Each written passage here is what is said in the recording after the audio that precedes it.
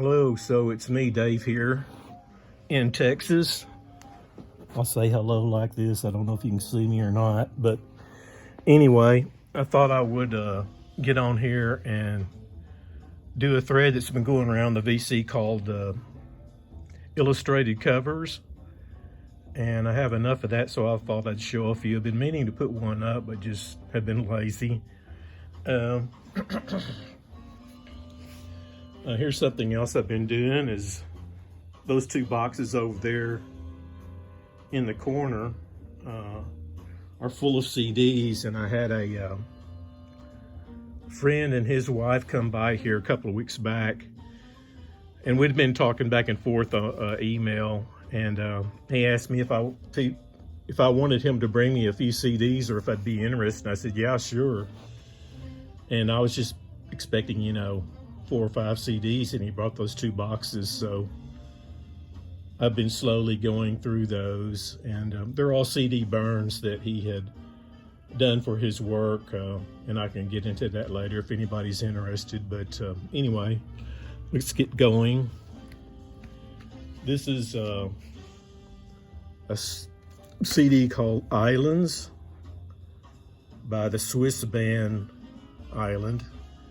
It's 4 guys. The name of the album is called Pictures, and as you can see, it's also got H.R. Giger work in it, and on the back cover it's by Laser's Edge, and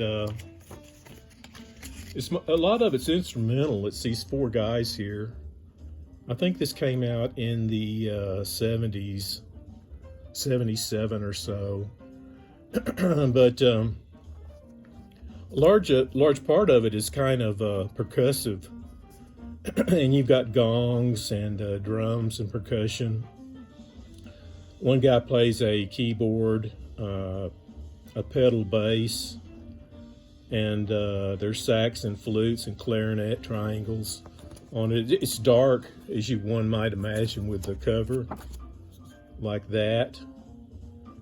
But it's real interesting. It's kind of along the lines of something like Van der Graaf Generator, without so many vocals, and a little bit of Canterbury music in there as well. And it's progressive, but I do think it's an interesting album. The songs are real long, and that's a picture of H.R. Giger's. It's an art book I have by him called ARH Plus. I don't know what that stands for, but it's on the I forget which book label it's on, but yeah, disturbing artwork. Have to watch out because some of this stuff, it gets kind of erotic. But yeah, H.R. Giger had a big influence on Aliens, on the Alien science fiction movie, science fiction horror movie. So yeah, H.R. Giger. This is Humble Pie. This is their which album is this? It's got Arthur Rackham, or excuse me, Arthur Beardsley, Aubrey Beardsley artwork on it. I guess it's just self-titled. That's what that says. But yeah, I've always liked Beardsley. A lot of his illustrations are done for children's books. And yeah, there's a book that I have by him right there. A lot of his stuff is sort of pen and ink. And there's some of the stuff from a museum. But yeah, this is Beardsley.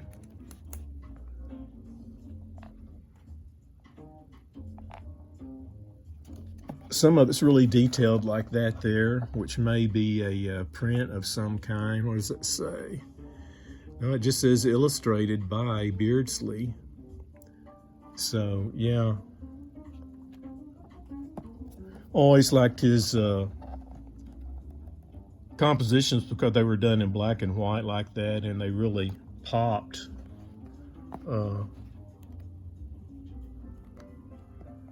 So yeah, that's by Aubrey Beardsley right there.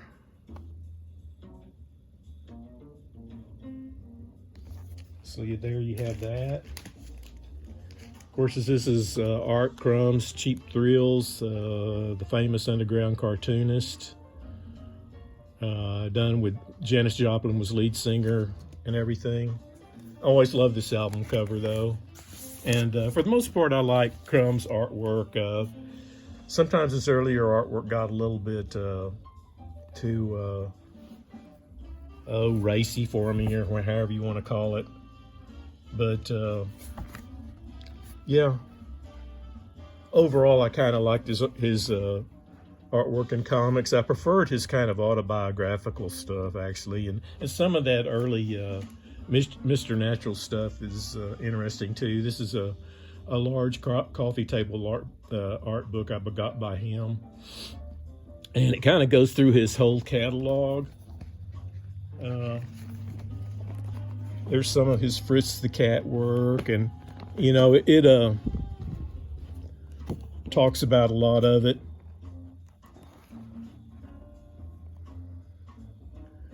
Talking about the Beat Generation, and there's little comic strips in it too.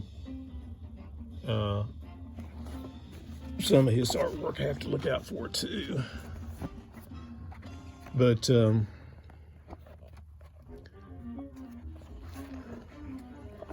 anyway, it's a pretty nice art book. Who puts this thing out?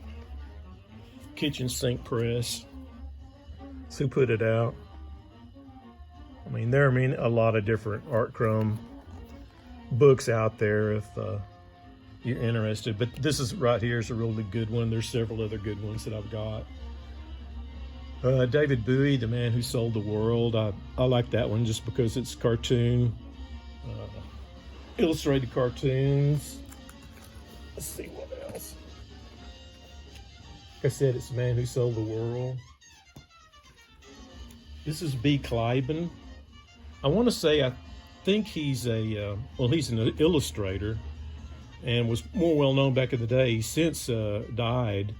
This is the Dave Bromberg band, Reckless Abandon. And I used to like his artwork back in the day. I believe he was Indian, nationality, from India or somewhere in that area of the world.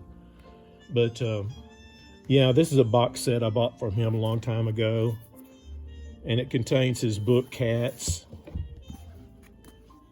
tiny footprints and other drawings. This is his cat book, which is the first one I ran into and noticed. And it's just little drawings about cats and stuff like that. Sometimes he'll have little word balloons with them. Sometimes they'll just be kind of funny or whatever. Interesting little book to look at. And then you got this one called Never Eat Anything Bigger Than Your Head and Other Drawings. And same thing really. Just sort of he drew oddball odd characters and had a weird take on cartooning that kind of appealed to me. So yeah, that's B. Kliban, who did this Dave Bromberg Reckless Abandon album. This is on Fantasy Records. Bromberg was a session musician for a lot of time, and his music is sort of falls into the bluegrass, instrumental, oh golly, in that kind of mold, and traditional, I guess you could say. This is the Steve Howe album. He was the guitarist for Yes. There it is on a gatefold. I've always admired Steve Howe. This is some of his guitars that he probably used on this album, and then their diagram down in the bottom there. Yeah. The artwork is by Roger Dean.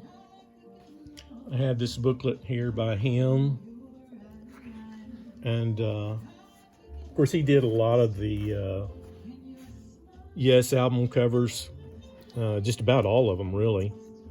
There's some he did for Uriah Heep over here.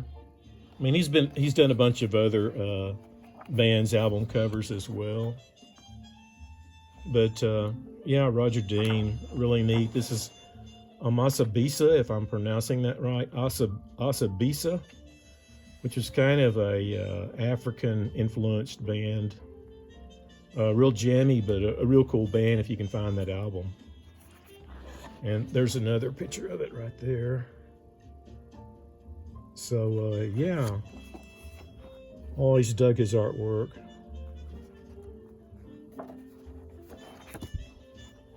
It's on Paper Tiger Press. Yeah, there he is designing some sort of sculpture. But yeah, pretty cool artist. This is Ronaldo and the Loaf, Songs for Swinging Larvae. I'm not sure who did this album cover, but I really like the way they did it. This band here, Ronaldo and the Loaf, was just two musicians, multi-instrumentalist, and they kind of have like a folk sound to them, I guess you could say, and also a oh golly, what would you call the people that aren't really professional but learn on their own? There's a certain term for that, and I can't think of it right now. But yeah, they are pretty interesting. Although I can't say I really am drawn to this album all that well. I only pull it out every once in a while and listen to it just because it's a little bit too weird. It's on Ralph Records, which is the same record label that the Residents are on, and I kind of feel the same way about the Residents. Some of their stuff is kind of novel, but if I'm going to listen to avant-garde music, there's a lot of other things I would prefer listening to over something like this, even if it's like jazz avant-garde or classical avant-garde or something like that. I mean, it's pretty cool. I've always dug the album art though. This is Frank Zappa and the Mothers' Weasels Rip My Flesh album by Neon Park. And I should have looked up who Neon Park were on the web, but I didn't. And I've always really dug all of Frank Zappa and the Mothers' album art and Frank Zappa's album art. You know, he started out with Cal Shekel, and a lot of other people have illustrated his stuff as well.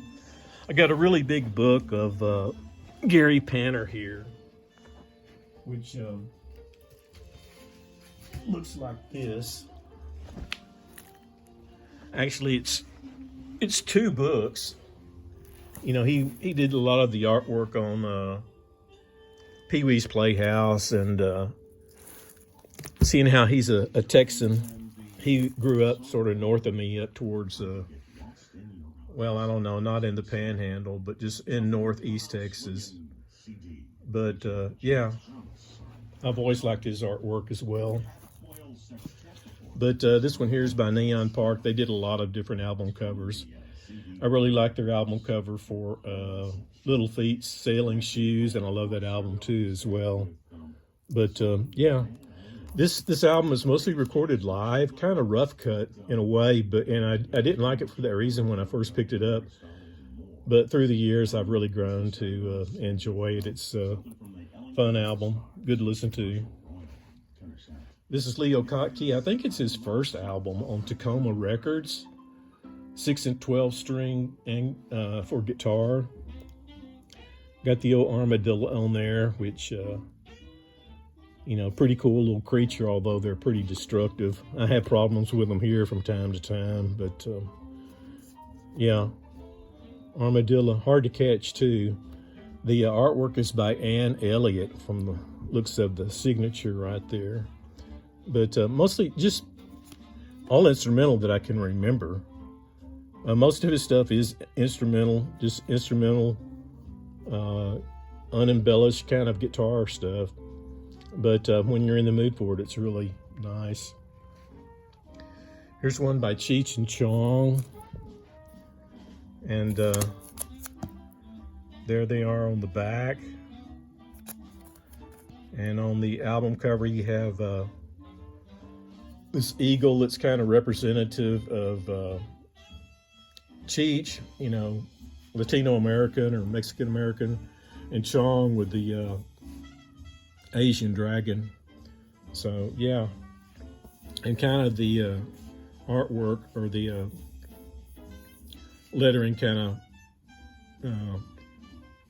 it's the same way. Rycooter's Borderline. I just like the album cover of that.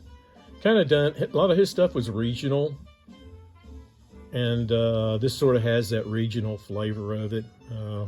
Border, it was called Borderline, but reminds me of a lot of the border towns where Mexico and Texas meet.